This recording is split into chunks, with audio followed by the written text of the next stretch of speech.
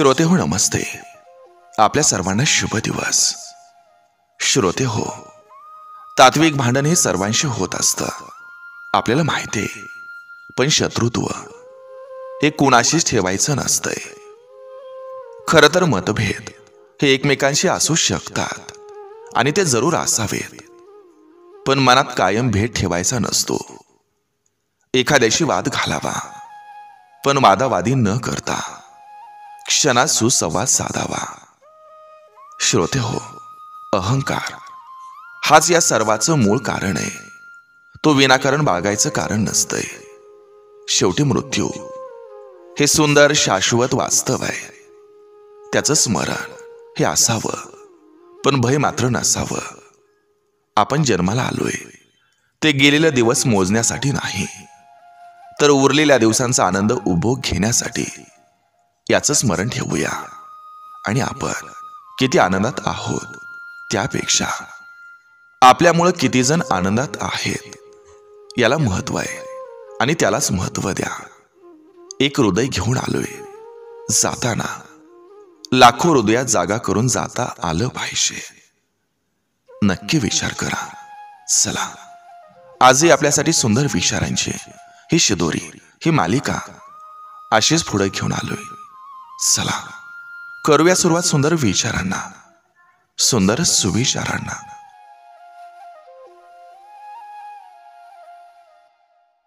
चालताना पाऊल, बोलताना शब्द, बघताना दृश्य आणि ऐकताना वाक्य, या चारही गोष्टी काळजीपूर्वक आचरणात उतरवल्या तर जीवनात वादळ निर्माण होत नाहीत.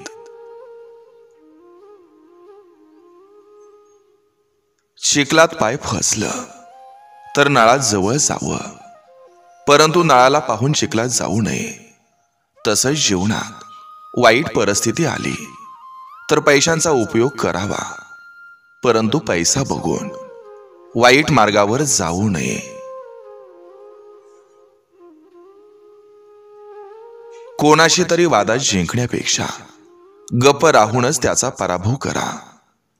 कारण जो नेहमी तुमच्याशी वाद घालायला तयार असतो तो तुमचं मौन कधीही सहन करू शकत नाही. खरं बोलायला तितकं कष्ट पडत नाहीत जितकं खोटं लपवायला पडत असतात. खरं बोलणं हे ताठ मानेनं जगणं शिकवतं, आणि एक खोटं आयुष्यभरासाठी विश्वास गमावण्याचं कारण बनतं. जगाची नजर तुमच्याविषयी कधी स्थिर नसेल, त्यामुळं स्वतःच्या नजरेत मोठं व्हा.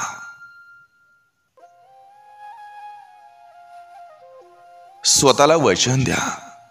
लोक तुमच्याशी कितीही वाईट वागली तरी बदला घेण्यासाठी कधी वाईट व्यक्ती होऊ नका. दयाळू राहा. देव तुमचं मन जाणत असतो.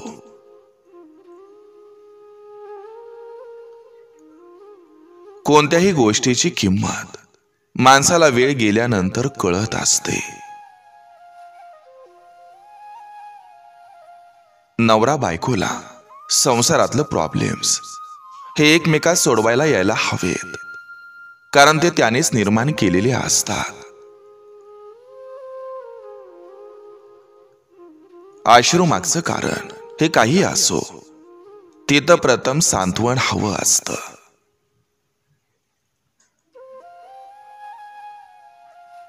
आपल्या देवावर निसंकोच विश्वास ठेवा. योग्य वेळी तो एवढा देतो की मागायला काही उरत नाही.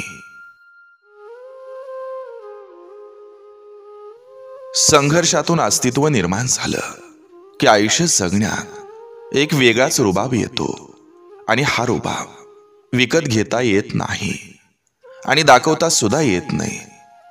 तो व्यक्तिमत्वातून सिद्ध होत असतो. लक्षात ठेवा, प्रत्येक वेळी माचिसच्या काडीनं आग लागत नसते. शब्दांनी सुद्धा वणवा पेटत असतोय. आधी माणसांच्या मनात, नंतर मेंदूत, आणि मग नात्या नात्यात.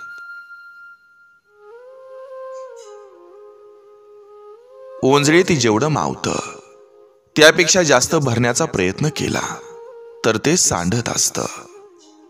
अपेक्षांचं सुद्धा असंच असतं.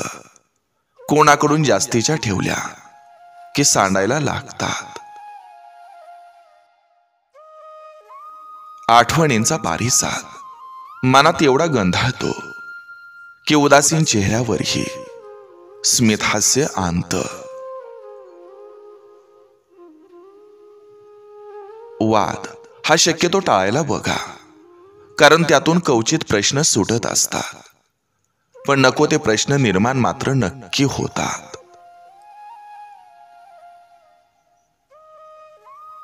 कोसळण्यातही एक लय असते, ते पावसाच्या थेंबाकडून शिकावं. आपटण्यातही किती मजा असते, ते समुद्राच्या लाटाकडून शिकावं.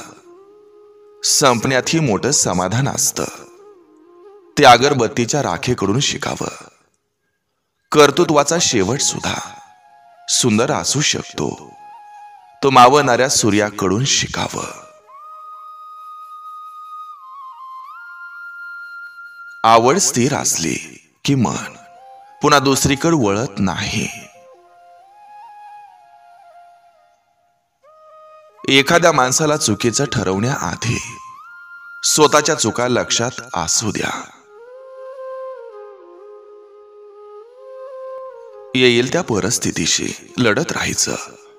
कधी देवाच्या आशीर्वादाचा एखादा किरण आपल्यावर पडेल आणि कधी आपलं नशीब उजाळेल हे सांगता नाही येत.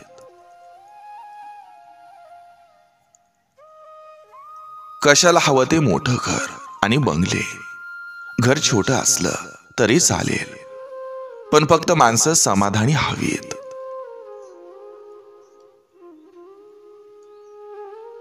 कोणत्याही नात्यात थोडं अंतर जरूर हवं, कारण खूप जवळ गेलं की एकमेकांकडून अपेक्षा वाढतात आणि या अपेक्षा पोटीच माणसं एकमेकांच्या चुका काढतात.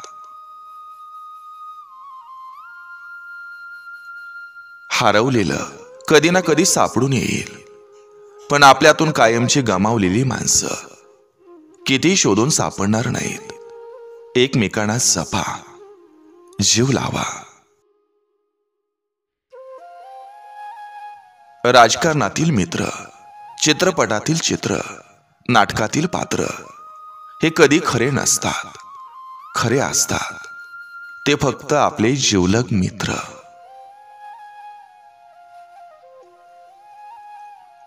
आपण सगळ्याच गोष्टी मनाला लावून घ्यायच्या नसतात, पण ज्या गोष्टी मनाला लागतात त्याही कधी विसरायच्या नसतात.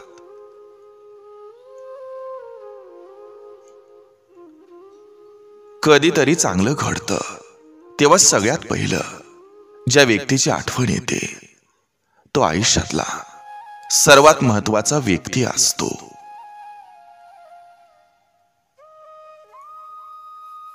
तासाची किंमत ही खूप जणांना माहिती आहे, पण एका घासाची किंमत फक्त एक भुकेला माणूस सांगू शकतो.